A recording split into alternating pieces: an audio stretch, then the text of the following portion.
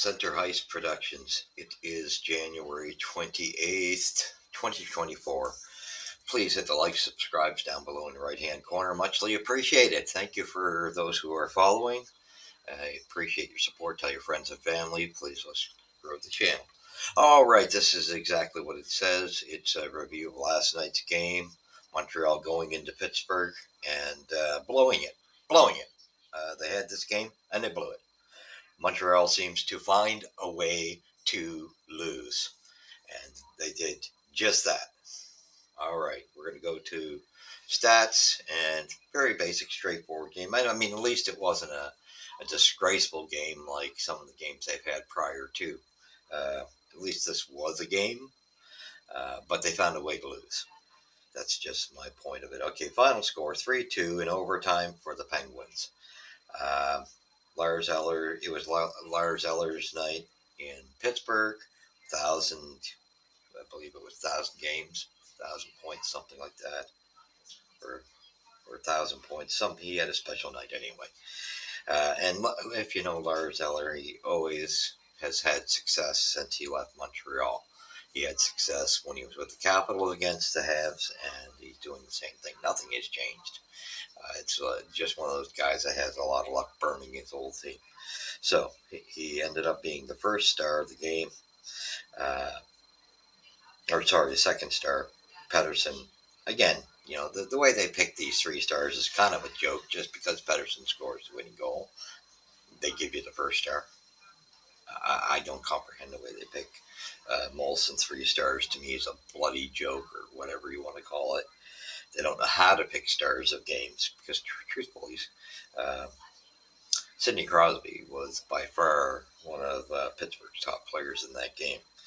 And the third star was Slafkovsky, who was pretty dangerous. He had quite a few opportunities, kind of some missed opportunities, but was always a threat for a while there. If he could just keep his legs moving, going back to his own end, and learn to shoot the puck more, I would be totally happy with him. But he's got to stop always wanting to pass. All right, so scoring summary. 15:53 of the first period. Caden Gooley gets a nice goal as he jumps in the front up by the side of the net, assisted by a beautiful feed through by Mike Matheson, and Cole Caulfield started to play. So that's your first goal, second period. So you got a 1-0 lead going into the second period. Of course, 4:05 into that, it did not take Pittsburgh long to respond. Lars Eller responds very quickly, assisted by Valtteri Prustin and Richard Rackle. Then at 12:23 of the second, Uri Slafkovsky gets a nice one, assisted by Sean Monahan and Nick Suzuki on the power play. And this was all of a play of Slav trying to put a pass through across to Caulfield in front of the net, and it actually worked out just as well because it actually ended up hitting the goaltender and going in instead of getting to Caulfield. So nice goal by Slav for his efforts. And so that was all good. 2-1 Habs going into the third. Now you would think that the Habs, and that was a power play goal. Woohoo! Miracles do happen, eh? And third period, Jake Gensel at 10:03, not long, assisted with probably for me, the play of the game. If you looked at that pass from Sidney Crosby, the way he fed it through, if you go to the highlights, it was gorgeous. Most 99% of the players in the league wouldn't attempt or have the instinct, other than going back to the days of Wayne Gretzky, of feeding a puck across like that. So very nice play by Sidney, and assisted by Marcus Peterson. So that tied your game up. And of course, nobody does nothing for the rest of the third period. So you're going into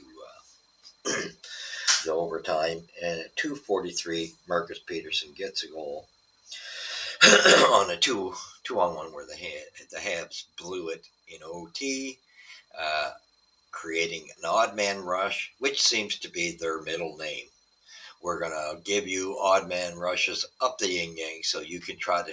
It's like we got to hand this game to the opposition somehow, right? You know?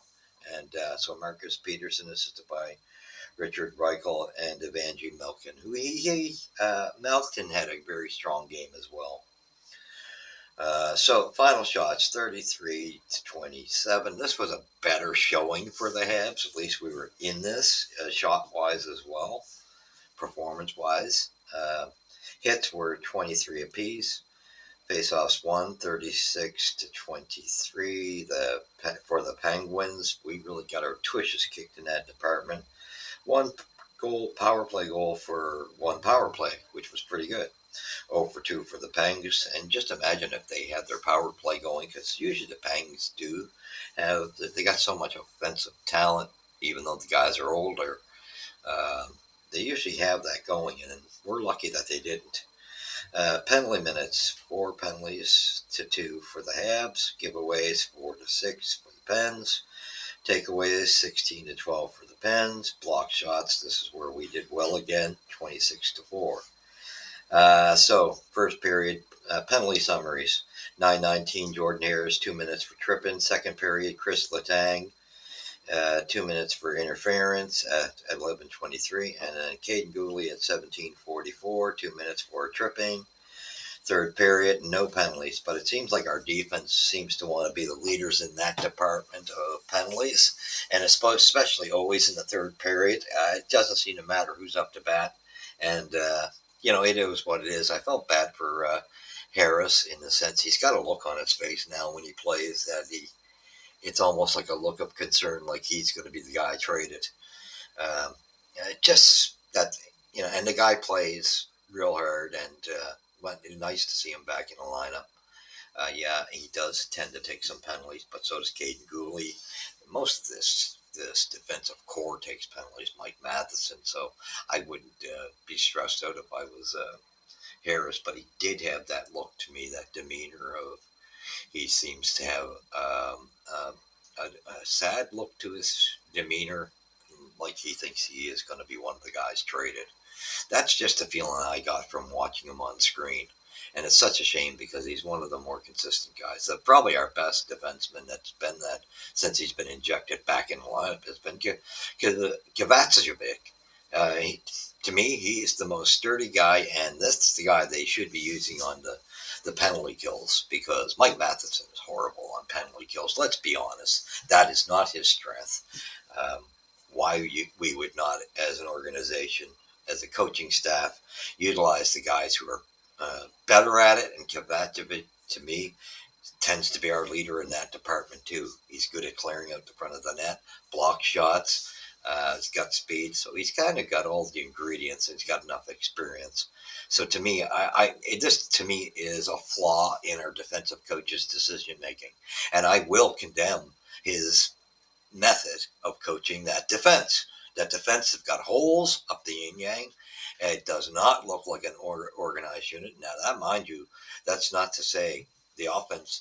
I'm also drag the offense into that defensively, and I'm blaming the offense as well for the lackadaisical effort you get from them. What the heck is Josh Anderson doing on line one, Marty St. Louis? Tell me, please. When a project doesn't work, you don't go back to it. You've attempted with Josh Anderson 3 or 4 times. You have a preference, and that is my problem with you, Marty. Love you to death. Love you, the energy you bring to the team.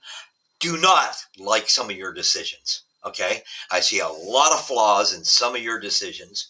We've seen Anderson when he's choked a good portion of the season, and you reward him. And it seems like the continuation. Let's reward the veterans who don't put the effort in. You got a thing for veterans. That's evident to me. You don't have the same evaluation for your rookies versus veterans. And that to me is a pile of hogwash. Okay. And that's me putting it real politely, because a good coach who wants to be on the same level with all players and wants consistency and to build a good culture does not give one side or one player or 2, 3 players preferences. You give veterans preferences, my friend. You're hard as hell on Arbor Jacki, and trust me, I didn't like Arbor Jacki's last 2 games. Don't get me wrong, but the man looks like he's scared to play his game, and I do think that's caused by you. Okay, I do think that's caused by you because yes, you were a superstar offensively, but I don't think you totally get the defensive side of things. I really don't. I think you got a thing against guys who bring grit, extra grit, that is. Yeah, you were gritty for a little guy, but you know what? You weren't a superstar when it came to defensive play. You were good, okay? And you gave it 100% all the way when you played. I get that. But defensive was not your total specialty, my friend. And you were good. There's no knocking you.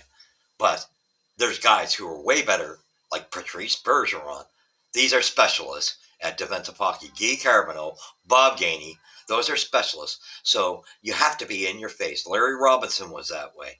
And I'm sorry, let guys like Arbor Jacki play their game. But for you, and I got no problem when you're trying to, you want to use your excuse due to penalties, that's fine and dandy. But you got a whole bunch of guys on this darn team that's taking bad penalties. Come on now. You might as well sit the whole damn bench if you were honest. Problem is, you can't be honest about how you're doing this. Now, unless Arbor Jacki is some type of guy that just won't take instruction, maybe that's the case. I'll let you off the hook. I highly doubt that, though. I don't get that impression from him. But I do see the clarity because I've seen it even with the way you've handled Slav through this process. Yes, you've managed to have him in the right direction.